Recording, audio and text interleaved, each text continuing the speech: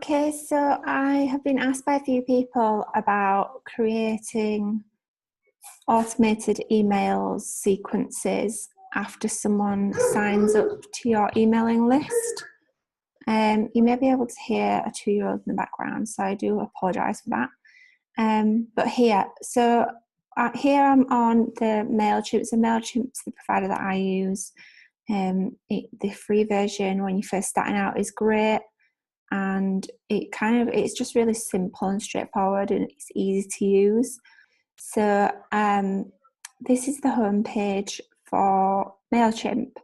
What we want to do is I'm going to assume then that you've not even got an email list. So what we're going to start off by doing is going to lists. So I've got a few different lists in here because I have a few different things and different funnels set up. But what we want to do is we want to create a list. And we want to call that auto email list. So I'm just going to call that me. And then we want to add in here where people subscribed. So if you're, for example, sending out a freebie and they're getting on your email list that way, I'd add something like you are on this list because you opted into our freebie. Okay, and then we want to enable the double opt-in because we want to avoid spam accounts. And then it's up to you what notifications you want, whether you want a daily summary, one by one, for subscribes and unsubscribes. So it can be quite annoying getting them one by one, so I'd advise you to do a daily summary. Click save, and that's it. So we've got a brand new email list now. So you can actually add in your own subscribers by importing, or you can create a sign-up form which you can then send to people for them to sign up to your freebie. So for example, if you were sending people your so for example, like a Facebook post or a post within your social media, whether it's Instagram, Facebook, Twitter, you can create a general form here, and you can then send a link to people on how they can sign up. I won't go into that now, but if you want me to go into it in greater detail, just let me know. Embedded forms is a great one if you're on your website or on a sales page. You can embed a sign-up form so they don't actually have to leave that page to be able to get it. The pop-up is also a great option because it can pop up onto any website, and you literally just add in the code to the header or footer of your website. And then you can integrate it with lots of different other things as well. I don't actually use that feature, but I'm sure there's lots that you can do. I've never needed to use it. Okay, so what we want to do then is we want to create an automated series of emails that's going to go out to this list. So we're going to go to campaigns, and we're going to create a campaign.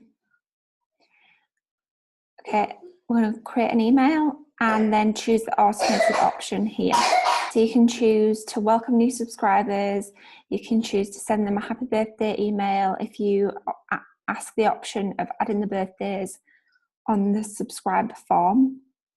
You can share your blogs once you write them and send them out, and that goes straight out to people. You can enable order notifications. So if you've got a shopping website, you can integrate that, and you can recover abandoned carts. So that's a really good one. Recover abandoned carts if you've got a product-based business and you're selling from your website. So if somebody you can even do it from a service-based business as well, because I did use it when I had my software on MailChimp for the membership. And you can, if someone adds something to the cart and then leaves without purchasing, you can send them a series of emails to remind them or just to warm them back up to then get them to be interested in buying again. But today what we're going to do is we're going to welcome new subscribers, and we want to send that to the list that we just created. Okay, so then you'll come up with an option to edit your first email. So it's really easy. It's really easy to use. The interface is really easy to use. You can change the trigger. So I personally have that on immediately. So if someone signed up to your email list and they're signed up to receive a freebie, they don't want to be waiting a day to get it. So you want to be sending it immediately. And this is just to allow the trigger when your subscribers are imported.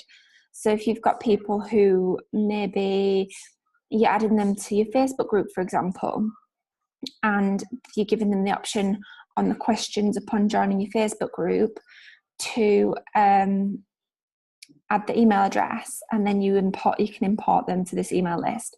And you still want to be sending them the freebie email with all the resources on it as well, because you want them to keep them as happy as possible and give them as much value as possible. So we want to update the trigger and then design the email. Depending on what your freebie would be, would obviously depend on what you put in your email subject. But something that I've seen people do, and I think I've maybe fallen in this trap previously as well, is you have like a domain. So for example, my domain name is Her Success Tribe, and then people signing up to Her Success Tribe, but then my email's from Rebecca Lockwood and they don't necessarily know what my name is. So when someone then goes to the email inbox and they're looking for an email from Her Success Tribe, they're not always going to see one if I'm not clear in this section who the email's from. So if they've signed up now to Her Success Tribe and they're coming here and they're seeing Rebecca Lockwood, but they've not seen my name anywhere at all, they're not going to know that it's me, and it's going to be confusing, and they're going to think that they've not received anything. So make sure you're clear on that. And that's it. So just go next. I like to save my templates, and then I've got them to use really, really quickly.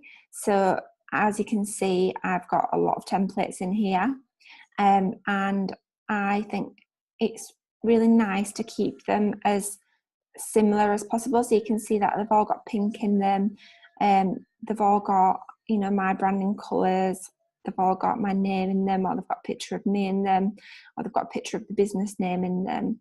So we want to be keeping it as easy as possible. Okay, so I'm not going to go in editing the email too much, but you can see that on the side here we've got lots of just drag and drop stuff, so it's really easy to use it. So let's just go save and continue, and there you go. So presuming that we've added all the content that we want in our emails, we've then got our email up and ready. It's ready to go immediately. We don't need to edit anything else because it's scheduled to go out every day, all day. So then we can add another email in. And I think a nice amount to have as an onboarding series is 3 emails just to introduce yourself and who you are. So you can edit the trigger there, and you don't want to bombard people straight away with loads of information. So I'd probably wait a couple of days, but it's entirely up to you.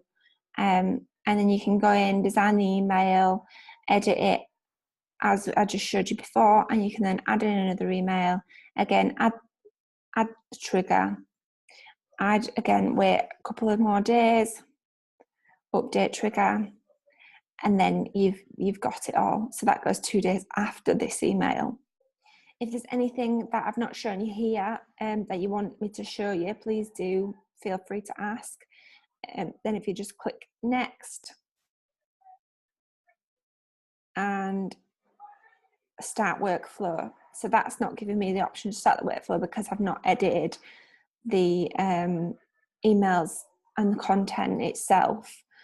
But what would happen is once you've created these emails and once you've got everything in there, you'd then be able to press start the workflow and it'll just begin sending. So once people sign up to your email list, they'll double opt in, and then it'll send them a series of emails unless they unsubscribe throughout. So if there's anything else that you need, please let me know.